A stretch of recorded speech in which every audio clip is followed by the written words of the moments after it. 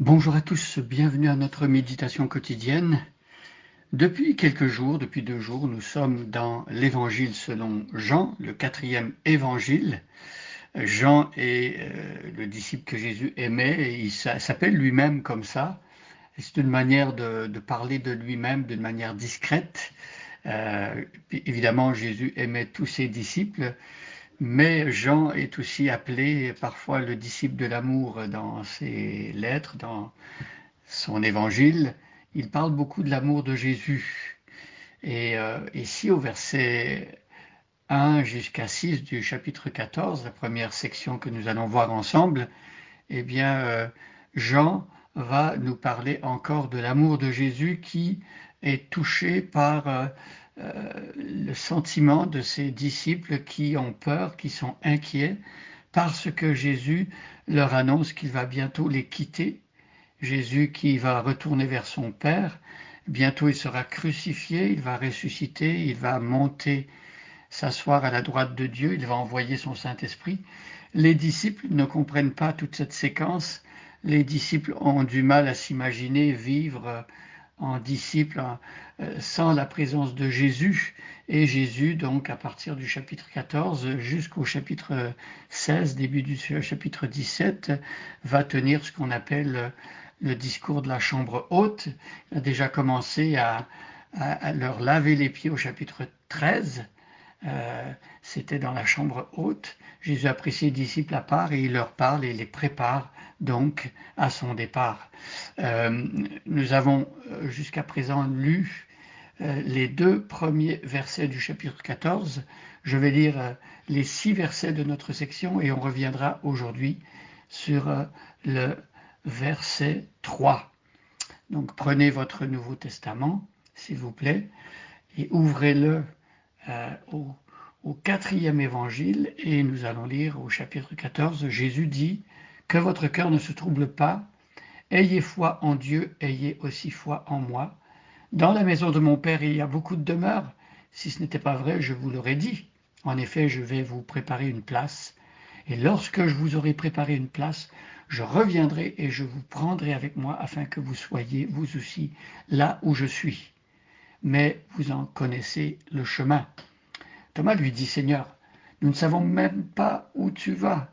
Comment pourrions-nous savoir par quel chemin on y parvient ?»« Je suis, moi, le chemin, répondit Jésus, la vérité et la vie. Personne ne va au Père sans passer par moi. Si vous me connaissez, vous connaîtrez aussi mon Père. » Et voilà, on s'arrête ici. Donc, on a les 6 premiers versets. J'ai lu le début du verset 7 par mégarde, mais nous allons revenir dans la deuxième section sur verset 7 et la suite. Maintenant, regardons de plus près le verset 3. « Lorsque je vous aurai préparé une place, je reviendrai et je vous prendrai avec moi, afin que vous soyez vous aussi là où je suis. » Alors ici, Jésus est en train de parler de son retour.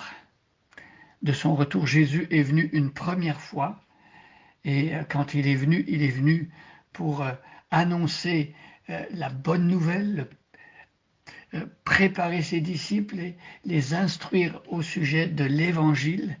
Il est venu non pour juger, mais pour sauver. Et donc, il est venu dans une condition humaine d'humiliation avec un corps d'homme. Il s'est soumis à la volonté de son Père. Il va accepter la croix et Jésus va ressusciter d'entre les morts. Donc, c'est une première venue pour accomplir les prophéties concernant le salut, lui-même étant l'agneau de Dieu qui enlève le péché du monde. Mais Jésus doit revenir. Jésus va revenir et quand il va revenir en gloire. Il ne revient plus pour annoncer à nouveau le salut, pour donner une chance à nouveau à ceux qui ne le connaissent pas de le connaître. Lorsqu'il revient, les livres seront fermés, il sera trop tard. Le temps de sursis, les occasions que donne Dieu aujourd'hui de se tourner vers lui, c'est jusqu'à ce que Jésus revienne. Après, lorsque Jésus sera revenu, il sera trop tard. Voilà pourquoi Jésus encourage, appelle, exhorte ses enfants à annoncer le plus largement possible le message du salut pour qu'un plus grand nombre entendent l'appel et répondent à l'appel. C'est un petit peu comme à l'époque où Noé construisait l'arche, et en construisant l'arche, Noé appelait la population de l'époque à se repentir et à entrer dans l'arche, parce que le jour où la porte de l'arche allait être fermée et que la pluie allait commencer à tomber, il serait trop tard. Eh bien, nous vivons dans les temps de la patience de Dieu aujourd'hui, et jusqu'à ce que Jésus revienne, l'Église, le peuple de Dieu, les chrétiens sont appelés à annoncer la bonne nouvelle. Jésus sauve parfaitement par la foi. Il a tout accompli. Et c'est le message que nous annonçons. Lorsque je vous aurai préparé une place, Jésus, on l'a dit hier, retourne vers son Père et il prépare une place. Je donnais l'exemple d'une personne qui part en voyage et qui revient et puis quelqu'un lui a préparé sa chambre. Eh bien, c'est quelque chose de semblable. Tout va être prêt pour le chrétien. Le Seigneur va même dire à ses enfants fidèles, entre dans la joie de ton Père, entre dans la joie de ton Maître. C'est ce que Jésus va nous dire en entrant. Et donc ce sera un moment rempli de joie. Lorsque je vous aurai préparé une place, je reviendrai. La promesse du Seigneur de son retour. Alors, beaucoup de personnes ont spéculé par rapport au retour du Seigneur. Quand est-ce que ça va avoir lieu? Eh bien, seul Dieu connaît cette date. Même le Seigneur Jésus lui-même n'a pas voulu connaître la date. Et il nous a dit que nous n'avons pas besoin de spéculer au sujet de la date de son retour. Et ce qui est important pour nous, c'est d'être prêts. Peu importe le jour, l'heure où il revient, si nous sommes prêts, eh bien, il n'y a pas de problème. Le retour du Seigneur ne nous surprendra pas, ni nous allons être préparés à cela. Et le Seigneur dit qu'il revient comme un voleur dans la nuit. Donc c'est celui qui est préparé, qui s'attend au retour de Jésus, qui est prêt, celui qui a cru, qui a mis sa vie en règle, qui s'est repenti de ses péchés et qui a placé toute sa confiance dans le Maître Jésus-Christ. Je vous préparerai une place, je reviendrai et je vous prendrai avec moi. La promesse de Jésus, c'est qu'il nous prend avec lui.